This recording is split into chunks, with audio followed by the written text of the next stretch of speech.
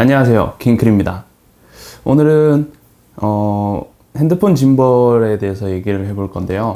회사 소유로 가지고 있는 오즈모 모바일 2, 그리고 제가 개인적으로 사용하고 있는 스무스4, 이렇게 두 가지 짐벌을 오늘 비교해 보도록 하겠습니다.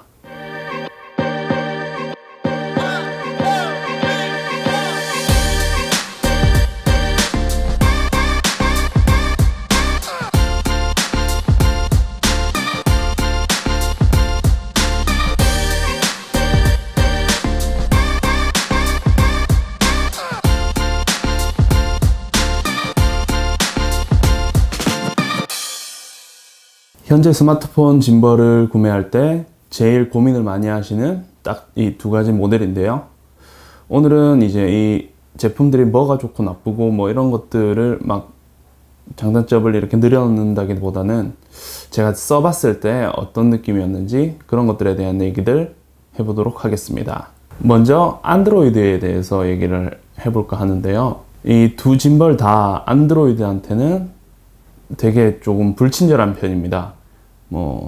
스무스4 같은 경우에는 안드로이드를 사용하면 이제 이 포커스링을 돌렸을 때 이렇게 좀 화면에서 이렇게 뚝뚝뚝 끊기는 듯한 느낌으로 촬영이 되더라고요. 그러고 오즈모 모바일 2는 안드로이드한테는 한글 지원이 되지 않습니다.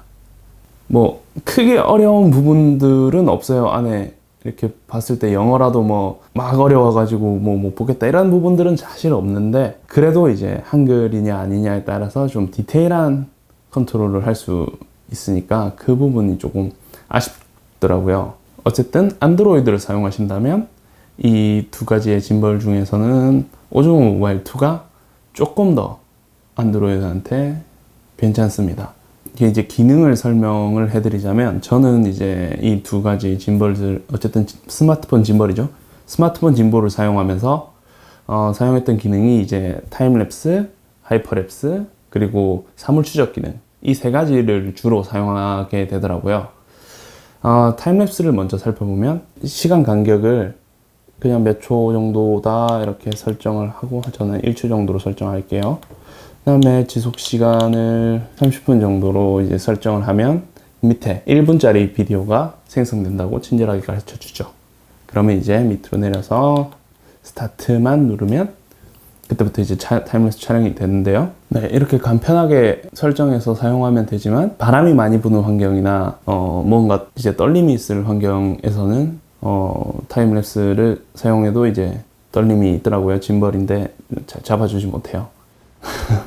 네, 그리고 하이퍼랩스로 넘어가면 이제 DJI에서는 하이퍼랩스와 타임랩스가 두 개가 나눠져서 터치를 해서 선택을 할 수 있게 되어 있는데요. 지윤택의 스무스4 같은 경우에는 그냥 저속 촬영 이 하나로 그냥 이렇게 뭉뚱그려서 있더라고요. 어차피 나눠지든 안 나눠지든 큰 차이는 없는 부분이니까 하이퍼랩스가 왜 없지? 이렇게 생각 안 하셔도 될 거예요. 스무스4에서는 그냥 저속 촬영으로 해서 움직이시면 그게 똑같은 하이퍼랩스입니다. 그리고 이제 사물 추적 기능을 살펴보면요. 사물을 이렇게 지정을 해주면 그 사물을 짐벌이 계속 이렇게 쫓아가면서 촬영을 하는 기능인데요. 셀피로 브이로그를 찍으시는 분들에게 아주 적합하다고 생각합니다. 저도 이제 밖에 나가서 이렇게 셀피를 찍을 때 제 얼굴을 이렇게 터치해 놓으면은 이렇게 빠르게 움직이지만 않는다면 계속 제 얼굴을 이렇게 잡아주더라고요. 그래서 제가 이제 화면을 크게 신경 안 써도 이 화면이 계속, 카메라에서 계속 저를 잡고 있으니까 지나가면서 찍을 때 이제 앞에 차들이나 이런 것들을 볼 수 있어서 그런 위협들을 조금 사전에 방지할 수 있죠. 자, 그리고 두 짐벌의 큰 차이점이 하나가 있는데, 이제 기능들을 선택하려고 하면 DJI의 오즈모 모바일 2 같은 경우에는 이렇게 핸드폰을 직접 계속 클릭을 해야 돼요. 스무스4 같은 경우에는 짐벌에 달린 버튼들로 전부 다 해결이 가능하다는 이 두 가지 큰 차이점이 있죠. 오즈모 모바일 2 같은 경우에는 이제 걸어가면서 이제 촬영을 할 때 이렇게 계속 뭔가 설정을 바꾸려면 터치를 해줘야 되기 때문에 걸으면서 터치를 하면은 되게 좀 삑사리 잘못 누르거나 안 눌려지거나 하는 경우가 되게 많아요. 그런데 이제 스무스4 같은 경우에는 그럴 일 없이 이제 걸으면서도 계속 이렇게 따닥따닥따닥 버튼만 누르면 되니까 충분히 빠르게 바꿀 수 있었고, 그다음에 정교하기도 했죠. 잘못 누를 일이 잘 없으니까요, 이거는. 근데 안에 메뉴가 조금 복잡하긴 합니다. 하지만 걸으면서 조작할 때는 확실히 스무스4가 편했습니다. 이제 짐벌의 본연의 기능인 모터 성능은 제 생각에는 스무스4가 더 나았던 것 같습니다. 뭐 거의 근소한 차이긴 하지만요. 스마트폰을 지탱하기에는 두 짐벌 다 무리가 없는 모터 파워를 가지고 있어요. 천천히 걷는다면 뭐 거의 떨림이 없어 보이고, 뛰더라도 어느 정도 뭐 이렇게 볼 수 있을 정도로 잘 잡아주는 것 같네요.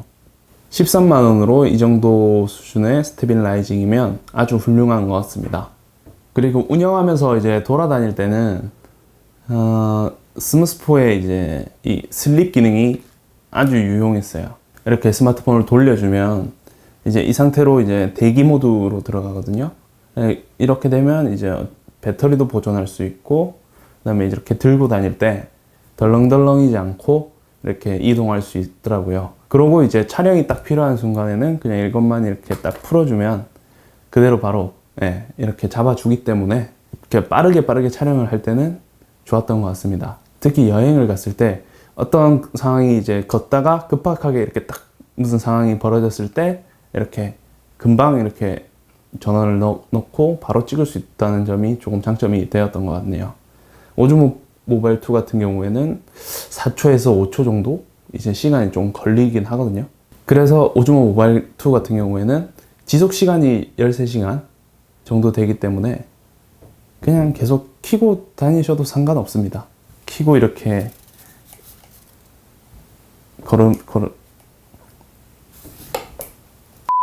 켜고 다니시는 걸 추천드리겠습니다. 안 그러면은 이렇게 덜렁거리면서 자기네들끼리 부딪혀서 기스나고 그러거든요.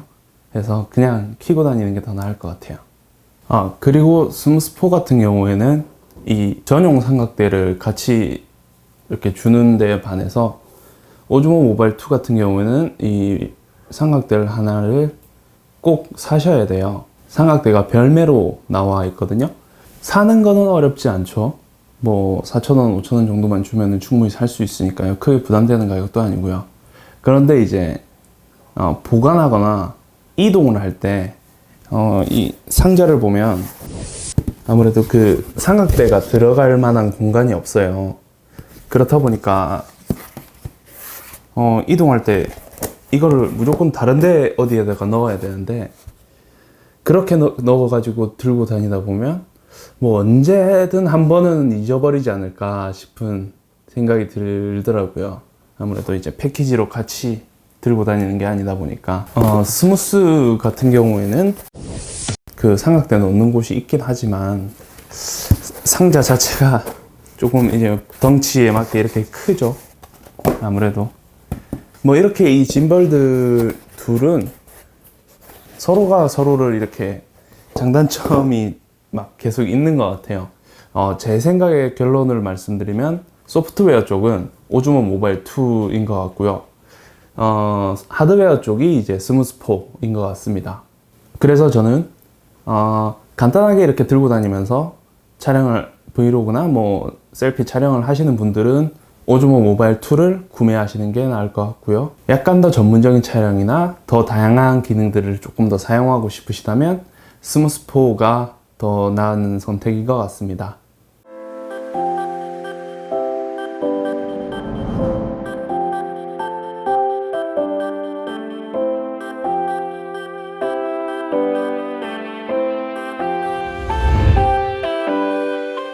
네, 오늘은 스마트폰 짐벌계의 양도산맥, DJI의 오즈모 모바일 2, 그리고 지윤텍의 스무스4를 비교해 봤는데요. 오늘 영상이 재밌으셨다면 좋아요와 구독 부탁드립니다. 감사합니다.